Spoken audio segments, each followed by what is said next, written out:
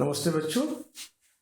Beginners course in English grammar के अगले lesson को हम आज इस वीडियो में देखेंगे।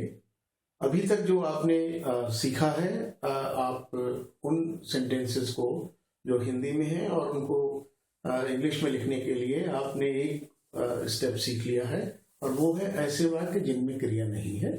जिनमें क्रिया नहीं होती है उनको आप अंग्रेजी में ट्रांसलेट करना सीख चुके हैं, और उनमें जो हमें रूल अप्लाई करना होता है वो है सब्जेक्ट के बाद हमें हेल्पिंग वर्ब का प्रयोग करना है, और उसके बाद बाकी सब। ये किसके लिए है? जब हम ऐसे वाक्य को ट्रांसलेट करते हैं जिसमें क्रिया नहीं है। प्रेजेंट इंडेफिनिट के लिए आपको हेल्पिंग वर्ब क्या चाहिए थी, पास्ट इंडेफिनिट के लिए क्या हेल्पिंग वर्ब है, और फ्यूचर टेंस के लिए, सॉरी इंडेफिनिट नहीं, प्रेजेंट टेंस, पास्ट टेंस और फ्यूचर टेंस, इसके लिए क्या क्या हेल्पिंग वर्ब है ये आपने सीख लिया है। यहाँ पर इजमाल सेंटेंस में इनमें से कोई एक सब्जेक्ट के अनुसार लगेगी, यहाँ पर वॉज और वर्ब में से कोई एक सब्जेक्ट के अनुसार लगेगी, और फ्यूचर टेंस के सभी सेंटेंसेस में जिनमें क्रिया नहीं है हमारी हेल्पिंग वर्ब भी होगी, क्योंकि यहाँ पर हम हेल्पिंग वर्ब तक समझ रहे हैं। हेल्पिंग वर्ब से हमारे सेंटेंसेस इंग्लिश में ट्रांसलेट हो जाएंगे, क्योंकि हमारे पास वर्ब नहीं है और हमें वर्ब की कोई फॉर्म वगैरह का कोई इसमें इस्तेमाल नहीं करना है। ये केवल हेल्पिंग वर्ब से सेंटेंस बनेंगे। आइए बच्चों, आज हम उन सेंटेंसेस को भी सीखें जिनमें वर्ब्स हैं। सेंटेंस में जब वर्ब आ जाती है तो आपको पता है उसमें डिवीजन हो जाता है। वर्ब होने पर डिवीजन होता है, और डिवीजन इंडेफिनिट हो सकता है, कंटिन्यूस हो सकता है, परफेक्ट हो सकता है, परफेक्ट कंटिन्यूस हो सकता है। और डिवीजन को आप पहचान लेते हैं क्रिया के अनुसार। क्रिया में अगर ता लगा हुआ है तो इंडेफिनिट होगा, अगर रहा है तो कंटिन्यूस और परफेक्ट कंटिन्यूस में से कोई एक होगा। कंटिन्यूस में केवल रहा होगा, लेकिन परफेक्ट कंटिन्यूस में समय के साथ रहा होगा। और अगर ये तीनों नहीं है, इंडेफिनिट नहीं है, कंटिन्यूस नहीं है, परफेक्ट कंटिन्यूस नहीं है, तो फिर डिवीजन आपका परफेक्ट होता था। ये जानकारी आपके पास है। आइए अब हम सेंटेंसेस को इंग्लिश में कैसे ट्रांसलेट करेंगे जब हमारे सेंटेंस में डिवीजन होगा, यानी कि वर्ब होगी। तब हमारा ये जो क्रम है इसमें एक चीज जुड़ जाएगी। क्या जुड़ जाएगी? हेल्पिंग वर्ब के साथ साथ हमारे सेंटेंस में वर्ब आ गई है, और वर्ब के फॉर्म को देखेंगे, और ये जो अंतिम चीज है बाकी सब ये बाद में लिखेंगे। इनको हम बाद में लिख देंगे। तो ये थोड़ा सा ध्यान रखते हैं कि हम वर्ब का इस्तेमाल जब वर्ब आ जाए, डिवीजन आ जाए, तो हम कैसे करेंगे। इसके लिए हमें थोड़ा सा चार्ट समझना होगा। देखिए बच्चों, जब मैं ये ऐसे टिक लगा रहा हूं तो मैं ये टेंस लिख रहा हूं। मैंने ये प्रेजेंट इंडेफिनिट लिख दिया, प्रेजेंट कंटिन्यूस लिख दिया, प्रेजेंट परफेक्ट लिख दिया, और प्रेजेंट परफेक्ट कंटिन्यूस लिख दिया। अब आप समझ गए होंगे कि यहाँ क्या लिखा मैंने। आप कहेंगे सर यहाँ आपने पास्ट इंडेफिनिट लिखा, फिर पास्ट कंटिन्यूस लिखा, फिर पास्ट परफेक्ट लिखा, फिर पास्ट परफेक्ट कंटिन्यूस। और जब हमारे तीसरे कॉलम में टिक लगेंगे तो आप समझ जाएंगे कि क्या होगा।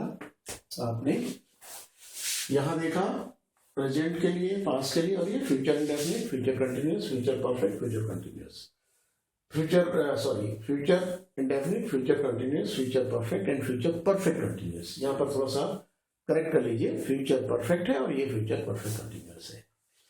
जब हमारे पास ये क्रिया आ जाएगी तो हमें इनमें कहीं पर हमारे वाक्य को फिट करना है। वाक्य इनमें से किसी एक डिवीजन का होगा क्रिया होने पर, और पहचान आपको पता है। यहाँ पर ता हा होगा, यहाँ ता था होगा, यहाँ ता होगा, और यहाँ पर वाक्य में समाप्त होगी, क्रिया में समाप्त होगा वाक्य। तो फिर पास्ट इंडेफिनिट होगा अगर क्रिया में गा नहीं है। अगर वाक्य हमारा क्रिया में समाप्त होता है और गा है तो फिर फ्यूचर इंडेफिनिट होगा। और यहाँ आपको पता है रहा होगा, यहाँ पर रहा और ता नहीं होगा तो परफेक्ट होगा, यहाँ रहा होगा लेकिन समय के साथ होगा। इस तरह से हम अपनी जो रूल हैं जिनके लिए हमें प्रैक्टिस करनी पड़ेगी वो हम आज यहाँ नोट कर लेते हैं, और फिर हम इसको प्रैक्टिस करके अच्छी तरह से तैयार कर लेंगे। देखिए बच्चों, मैं यहां इस तरफ वर्ब लिखूंगा और इधर हेल्पिंग वर्ब लिखूंगा। इनका क्रम है, हेल्पिंग वर्ब पहले आएगा, वर्ब बाद में आएगा। तो हेल्पिंग वर्ब यहां लिखूंगा, वर्ब यहां लिखूंगा। Helping verb, verb, helping verb, verb. इधर हम सारी हेल्पिंग वर्ब्स लिखेंगे और इधर सारी वर्ब्स लिखेंगे। वर्ब के बारे में आपको बच्चों एक चीज बहुत आसानी से समझनी है, वो है कि वर्ब के 3 फॉर्म्स होते हैं, फर्स्ट फॉर्म, सेकंड फॉर्म और थर्ड फॉर्म। ये जो फॉर्म्स हैं इनका प्रयोग हम डिवीजन के हिसाब से करते हैं। कहीं फर्स्ट फॉर्म का प्रयोग होगा, कहीं सेकंड फॉर्म का प्रयोग होगा, कहीं थर्ड फॉर्म का प्रयोग होगा। अगर फॉर्म में थोड़ा बहुत कंफ्यूजन है उसे दूर कर लीजिए। मान लीजिए हमारे पास गो क्रिया है, जाना जिसे कहते हैं, इसका फर्स्ट फॉर्म गो है, सेकंड इसका वेंट है, थर्ड इसका गॉन है।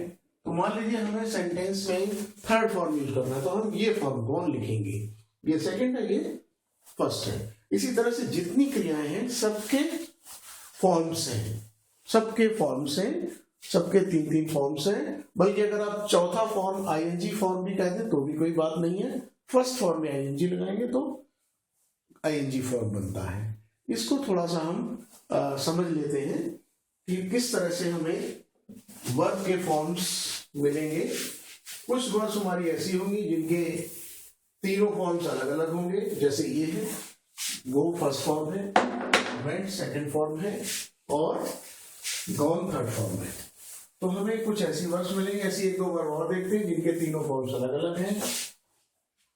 एक है देखना, सी, और देखने के तीनों फॉर्म्स हैं। सी फर्स्ट फॉर्म है, सॉ सेकंड फॉर्म है और सीन थर्ड फॉर्म है। तो ये तीनों फॉर्म्स अलग अलग हैं। इस तरह से अगर हम और भी वर्ब्स को देखें तो तीनों फॉर्म्स अलग अलग हमें मिल सकते हैं। जैसे एक और ले लेते हैं, कम, इसका सेकंड फॉर्म केम, थर्ड भले ही सिर्फ प्रयोग हो गया कम, ये भी एक है। कुछ वर्ब्स ऐसी हैं जिनके 2 फॉर्म्स एक जैसे होंगे, कुछ वर्ब्स ऐसी हैं जिनके तीनों फॉर्म एक जैसे होंगे। तो इनको हम समझ लेंगे, याद रखेंगे, क्योंकि हमें सेंटेंस में पता नहीं किस फॉर्म की आवश्यकता पड़ जाए, क्योंकि फॉर्म के कुछ रूल्स हैं, उन रूल्स को हम समझ लेंगे। कभी फर्स्ट फॉर्म की जरूरत पड़ेगी, कभी सेकंड की, कभी थर्ड की, कभी हमारे आईएनजी फॉर्म की जरूरत पड़ेगी।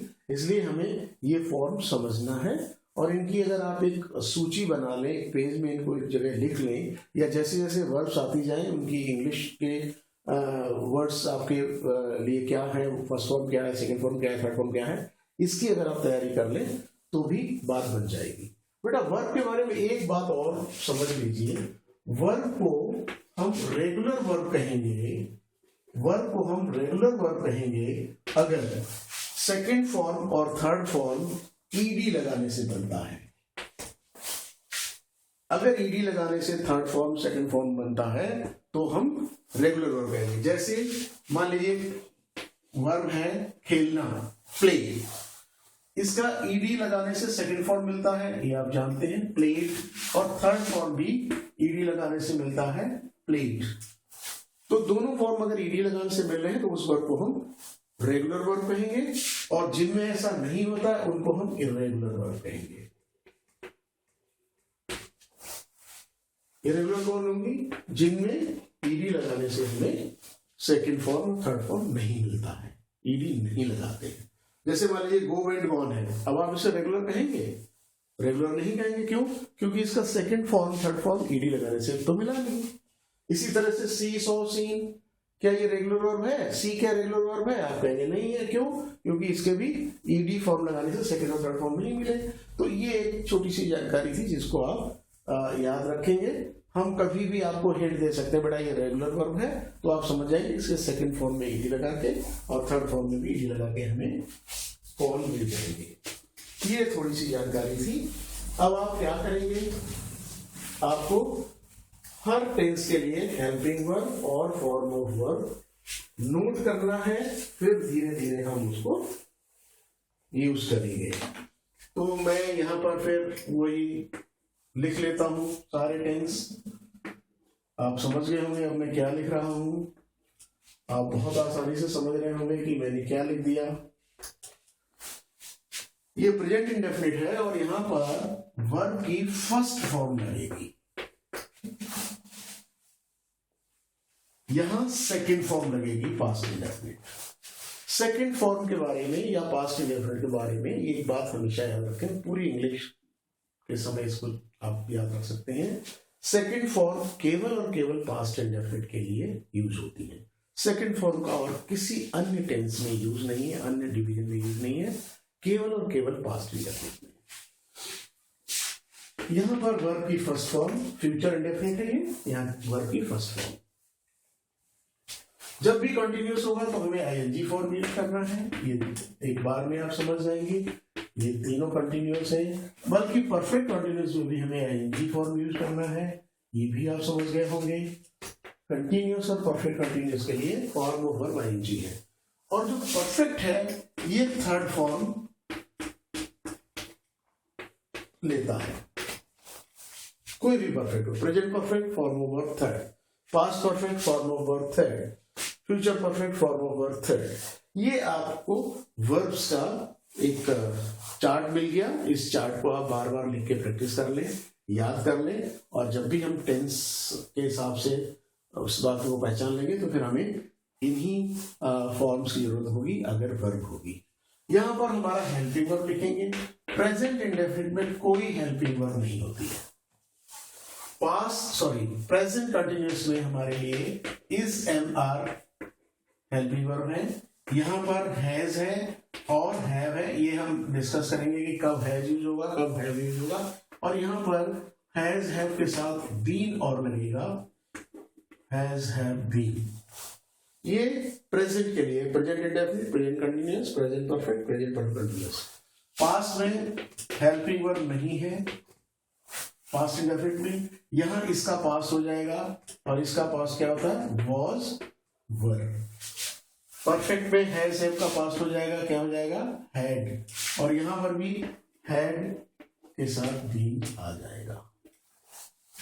फ्यूचर में हर एक में विल होगा, यहां केवल विल होगा, यहां विल बी होगा, यहां विल हैव होगा और यहां विल हैव बीन होगा, will have been. Handwriting थोड़ी सी देख लीजिए, विल हैव बीन, ये विल थोड़ा सा ठीक लिख लीजिए, WILL, विल हैव बीन। तो ये आपका चार्ट बनता है जिसमें आपको फॉर्म ऑफ वर्ब और हेल्पिंग वर्ब्स मिलती हैं, और इनको लिख करके प्रैक्टिस कर लीजिए, याद कर लीजिए। अगले वीडियो में हम इनका इस्तेमाल करेंगे। आज के वीडियो में आपने हेल्पिंग वर्ब और फॉर्म ऑफ वर्ब, टेंस और उनके डिवीजन के लिए सीख लिया, और आपने ये भी सीख लिया कि रेगुलर वर्ब्स क्या होती हैं और इरेगुलर वर्ब्स क्या होती हैं। आप प्रैक्टिस करिए, चार्ट को रिवाइज कर लीजिए, इसको याद कर लीजिए। अगले वीडियो में हम अगले स्टेप की ओर चलेंगे। धन्यवाद।